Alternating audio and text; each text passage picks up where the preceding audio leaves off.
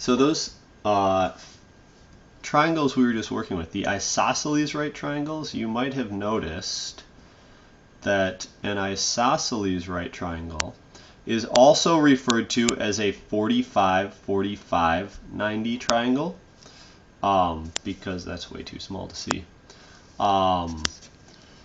Because if this is 90 and these sides are the same length, then that actually means these have to be the same angle. So you can refer to it as an isosceles right triangle. You can also refer to it as a 45-45-90 triangle. And you might also have noticed that if you happen to have two of these put together, it makes a square. So it's half of a square. And the next triangle that we're going to look at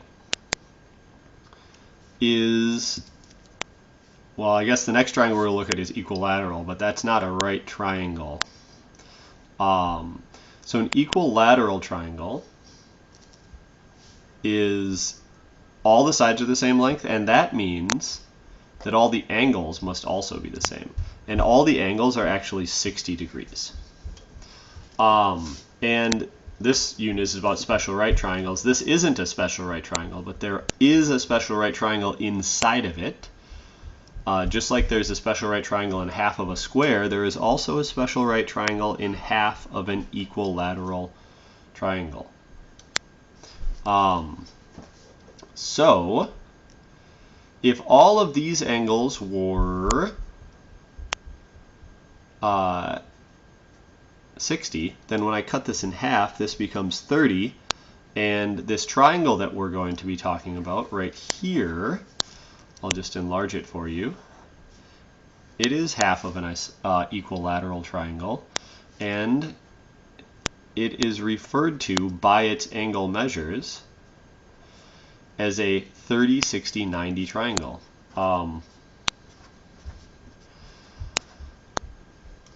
One important thing to notice is that this triangle has two different length legs.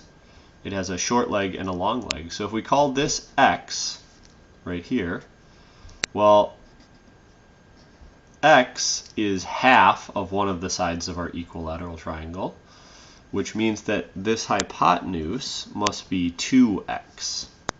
So those two are pretty easy to figure out. But what is this leg here, which I'm just going to call L for right now? That's the trick we need to figure out. And we can go back to our old friend, the Pythagorean theorem. All right, so let's see. It must be that x squared plus L squared equals 2x squared. So let's do that really quick. X squared plus L squared, we'll see what we can discover, equals 2x squared. Now, this whole 2x is being squared, so I have to put parentheses here, because 2x squared is different than 2 times x squared. If you're feeling ambitious, you could pause the video right now and see if you can solve for L. All right, let's solve for L. So, first thing I'm going to do is get rid of these parentheses. That means that I have 2x times 2x. So I'll write it like this in expanded form.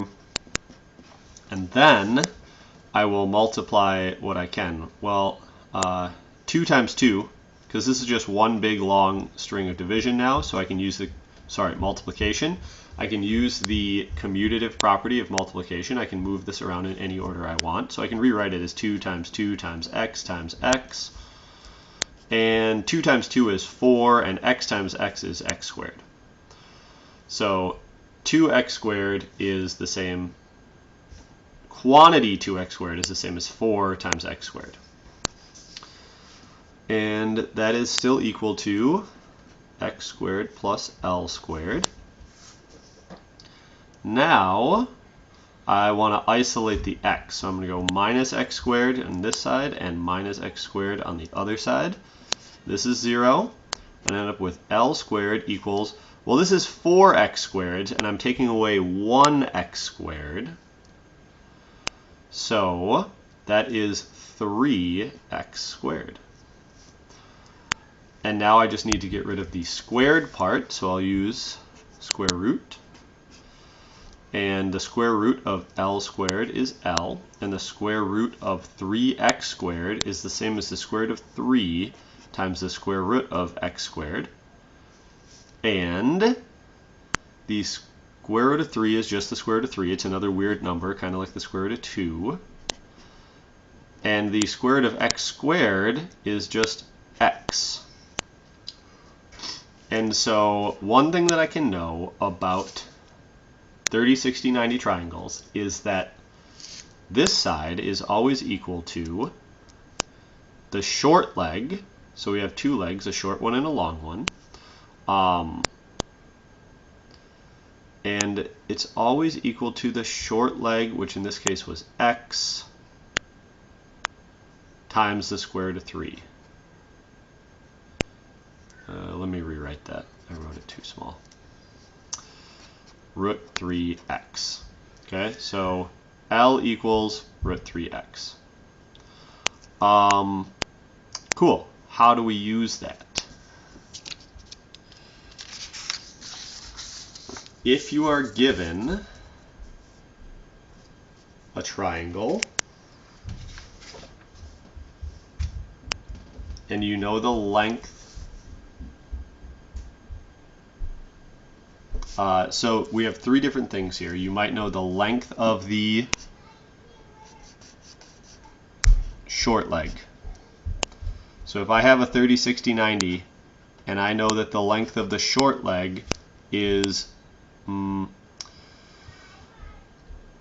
6, well, I already know the hypotenuse is 12. It's 2 times 6. Very easy.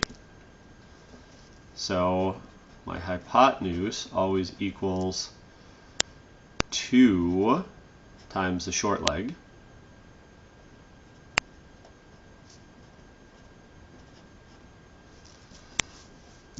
And then my long leg is going to equal the square root of 3 times the short leg. Okay, so in this case, it would just be root 3 times 6. Try a few of those, and then we'll look at the ones where we need to do a little bit more algebra.